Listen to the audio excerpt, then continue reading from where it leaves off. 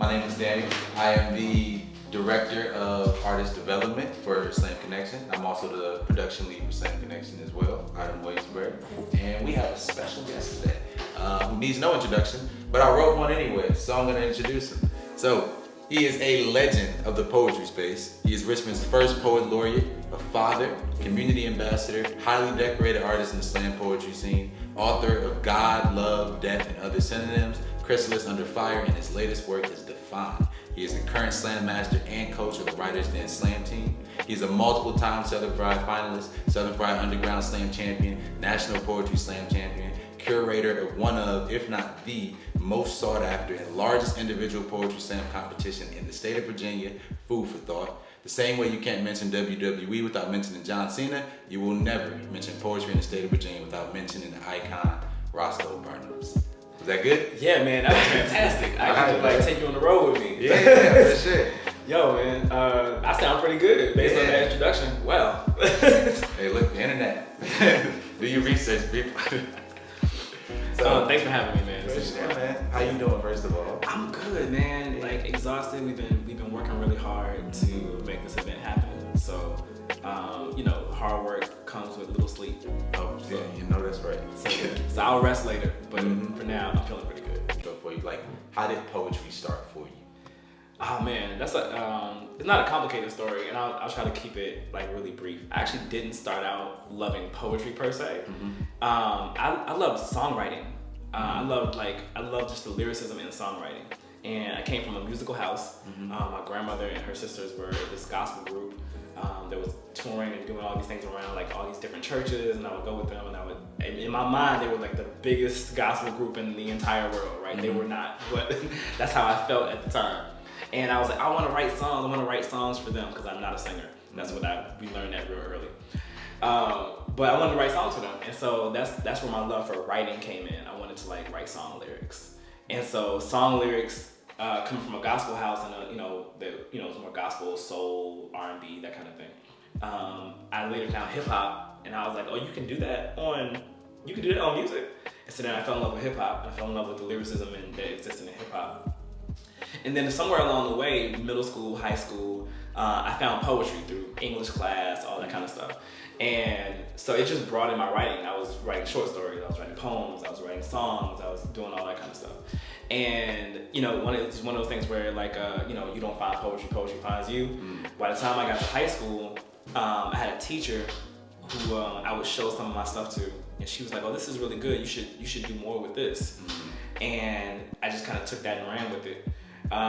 And so by the time to then come junior year, senior year of high school, I was doing a little poetry open mics at the schools, and then I found open mics outside, and people love the songs, you know what I mean, if I was rapping or whatever, but the poems, people really love the poems.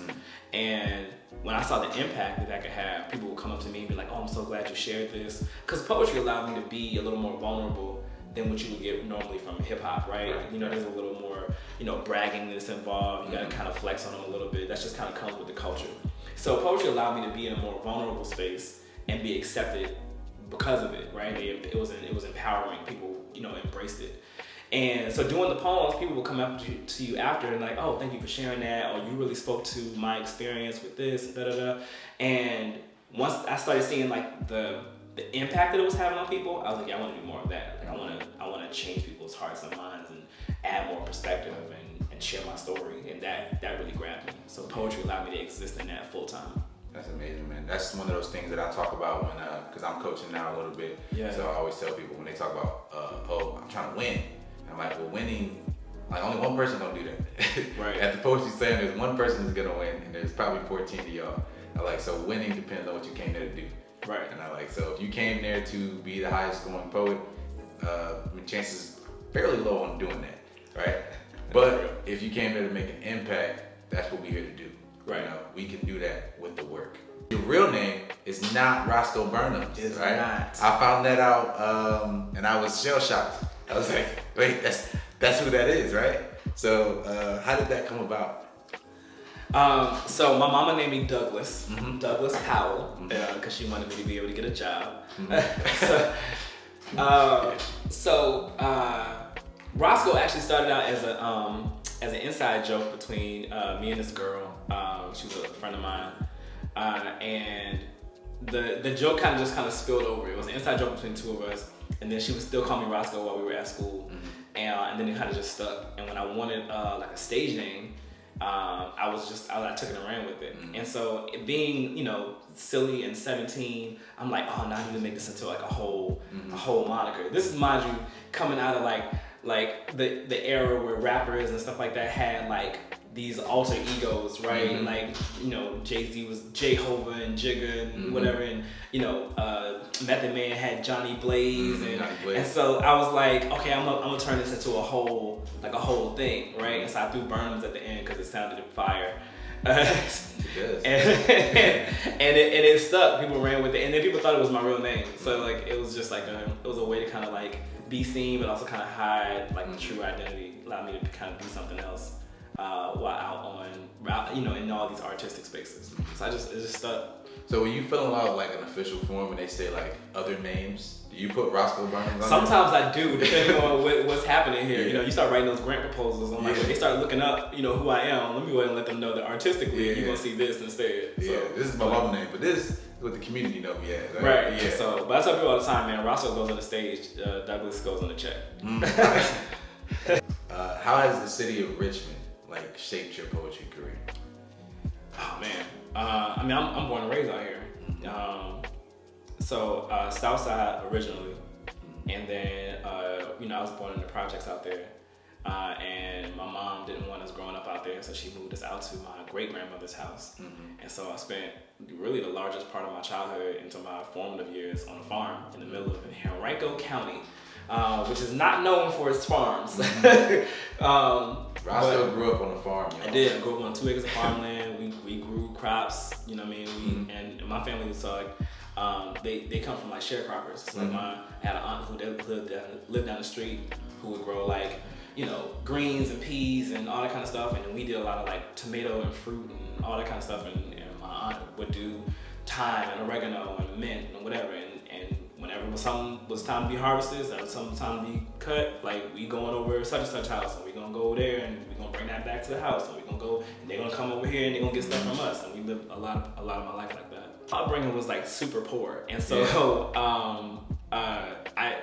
whatever was happening in my life made it into my work, right? And that was whether it was music or poetry or whatever.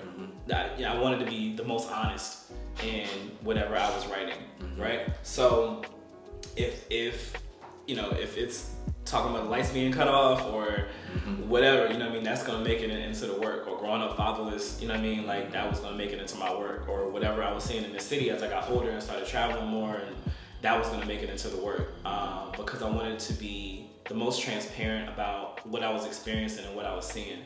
So Richmond helped shape that. You know, I saw, you know, I've in the full body of my work, I've talked about everything from trauma to triumph, right? And that's just a part of the human experience, unfortunately. And you know, it happens in varying levels, but we all experience it. We all experience these feelings.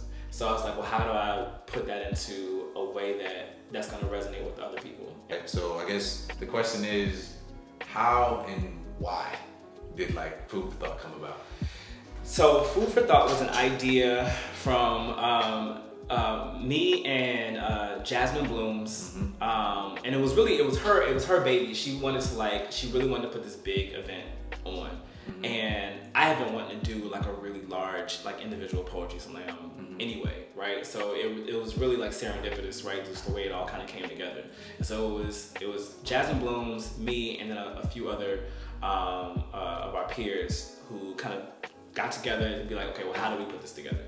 And it was this opportunity for me. It was this opportunity to get new narratives on stage, to get stories that you weren't likely to see, particularly in Richmond. Richmond's culture for like spoken word is minimal at best. I mean, there's a poetry slam scene here, there's a spoken word scene here, but I wanted people to know that this isn't just a local thing, right? This is something that's happening all across the world. So getting people to go see that, right, is almost impossible, right? But we can bring it here, right? So it was really important for us to like not only just create this poetry slam to celebrate this culture, but to make sure that we're reaching out and we're getting people from the Midwest, and we're getting people from New York, and we're getting people from Atlanta, and we're getting people from Texas and Cali, and we even had when we had Yao was coming from Cali, but he's by way of Ghana. Mm-hmm. So like, I want all these stories, right? I want people to see that this is something that's impacting the lives of people literally around the world. So that's how it came about, man. And then we've been blessed to now be doing this 4 years strong. Mm. So like, what goes into putting together an event like this?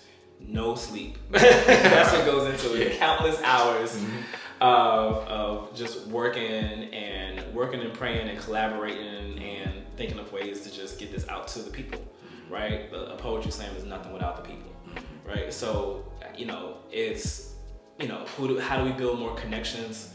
How do we reach new audiences?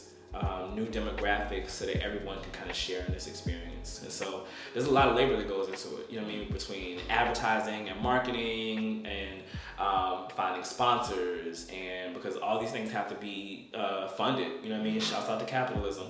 Everybody's got to get paid, or like without currency, it just doesn't run, right? So it's like, well, how do we find grants? How do we find funders? How do we find sponsors? And that comes with building connections, right? And then being able to like really share that story, right? People come in and they sponsor, or they are willing to give you the grant funding, or any of the whatever donations, all that, right? Because they believe in you, right? They believe in what your vision is. And so we had to have the vision first, right? It was bigger than just putting on a poetry slam, right? I don't really make any money from this, right? I do this because I love poets. I love poetry. I love the game of slam. And I think that it's pushed us all to be a little better, right? And it's like, I want to be a person that helps continue to facilitate that, right? So it was just about continuing and growing the culture here, but also like amongst the poets that I love who live all across the country. How does it feel to, like, this is your fourth one, right? The fourth annual Food for Thought. How does it feel to like grow out of those smaller spaces into like, you guys have the museum now, right? So like, how does it feel to continue to grow like as a poetry event? It's been such a blessing, really. We started out in this like soul food spot our first 2 years, and then we kept growing, and then we outgrew it, right?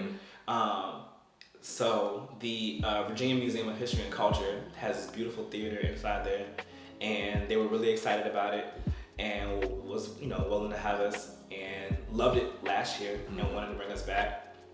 And so we've been really, it's been wild to see the support that it's gotten over the years. I just didn't think, when I had it in my mind, I knew I wanted it to be a big deal, but I don't think I was prepared to see like how it was growing. So I'm really fortunate that we've had such support and love, and that we've been able to kind of grow the love for the art, right? This was a thing that people kind of knew about, but didn't really know, what Poetry Slam was. We get a lot of new faces. But now to see people get so excited about it is like, oh man, like people really appreciate this. And so it's always good to be appreciated. Of course, man. And you've done a dope job, honestly. I've been a part of last year's, and I'm going to be a part of this year's as well. And hopefully continue to keep being a part of it, right? Yeah. When we talk about poetry in the space, right, it's very difficult to bring up poetry nowadays without talking about COVID, right? Because of what COVID did to the poetry scene. So many other highly respected poetry slams struggle to find stability post-COVID. So like for Food for Thought, like how was it just like maintaining but growing? Like how were you able to find that sustained stability and then catapult off of that post-2020? We just did whatever was necessary in order to make sure that we didn't miss a beat, because we didn't want people to we were so new, especially at the time, we didn't want people to forget about us or forget about, this was something that we were going to keep going. So finding that gentle balance between keeping us in the public eye so that people know, hey, this is still happening, while also making sure that we keep people safe. Yeah, that's so impressive, especially just knowing starting off in 2020 is impressive in itself. And then there are poetry scenes that like thrive for decades that still haven't come back from COVID. Right. You know, and then for y'all to like not only start in COVID, but now be one of, if not the biggest slam in the coast, you know, like food for thought. So like that is very impressive. One of the things that I've noticed just working with you guys is your team, you know. So how has that been with you and Jasmine and the food for thought team, and how that relationship has shaped your direction? We've been, really fortunate, Jasmine and I, to have some really dedicated people. We always get a good group of dedicated volunteers to make sure that the day runs smooth. We've had great graphics people who have come in to help us to make sure that everything looks branded and looks good. And a lot of times it's a labor of love, right? It's for all of us, really. But we've been that building connections and building community, right? Doesn't always just stop at the event, right? It doesn't just stop at seeing each other at the slam or seeing people in these spaces. Communities don't operate in a silo. So we've been very fortunate to build long-lasting relationships over the years, and people, we've held onto those connections, and people really believe in us, and vice versa, right? We believe in people's ability to like create and craft and do what they say they're going to do, and be bigger than what they thought they could be, right? So we want to continue to foster those relationships, and then we want to, in hopes, people reciprocate that and continue to believe in us as well.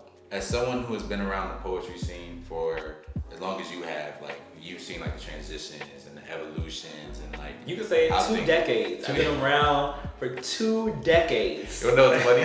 I wrote 2 decades, and then I was like, as long as you have.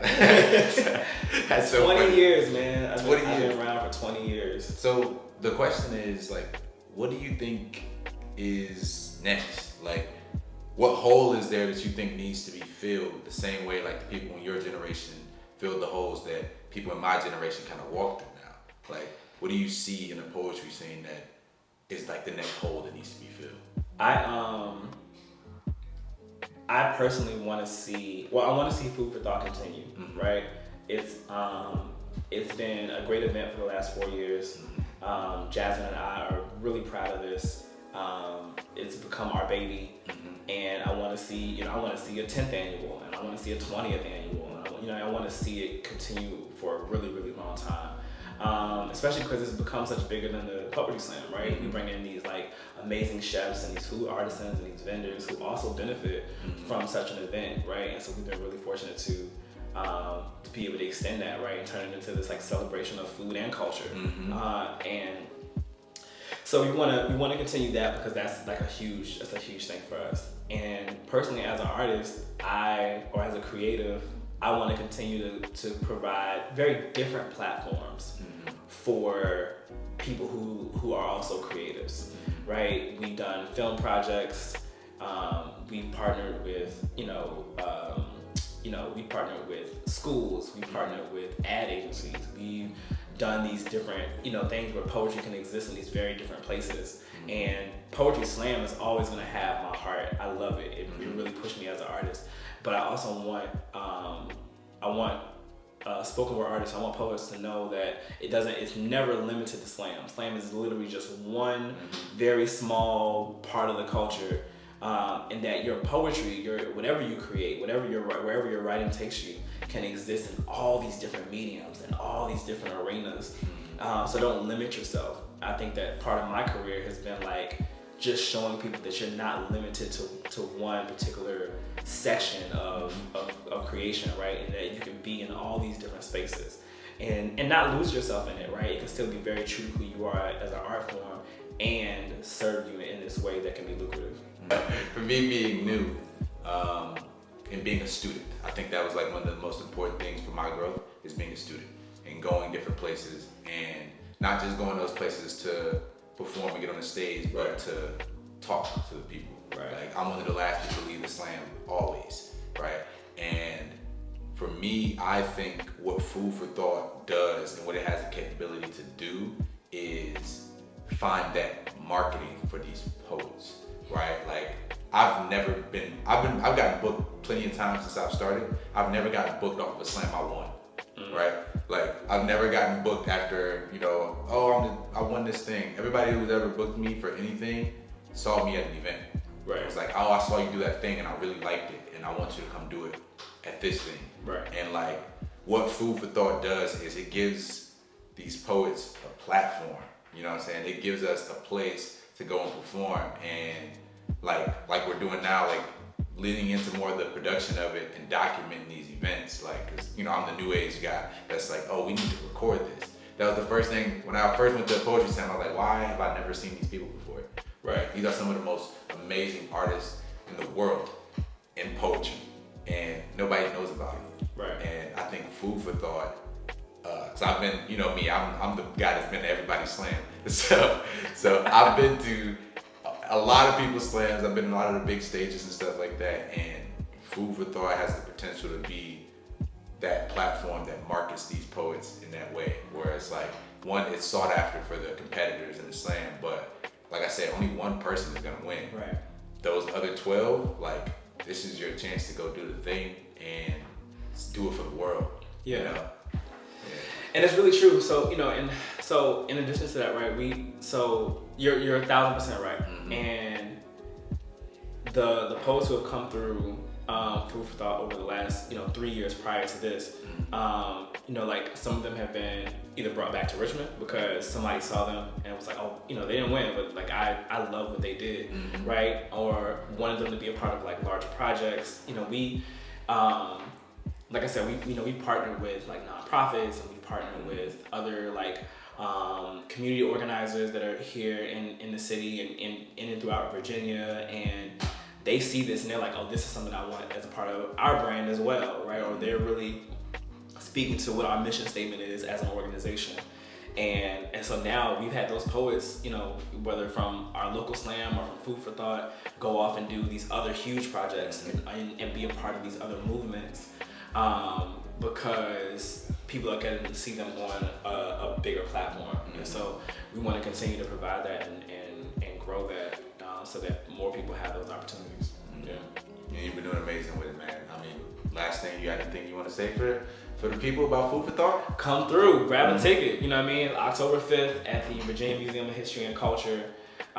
It's gonna be an amazing time. We have a reception hour that happens before, so you get to see all the vendors, you get to get some food, sit, network, politic, just enjoy the community and some delicious food. And then right after the reception hour, then we have the slam. So we're a little different in that way. We turn this into a whole event, a festival, if you will. So come be a part of the experience. Tickets are still on sale. $25 for general admission, $50 for VIP, which includes food and drink, and then we have an official after party for our poets and for our VIP folks. So come be a part of it. Yeah, come be a part, man. All right, man. Nice meeting you. I appreciate it. For sure. Yep.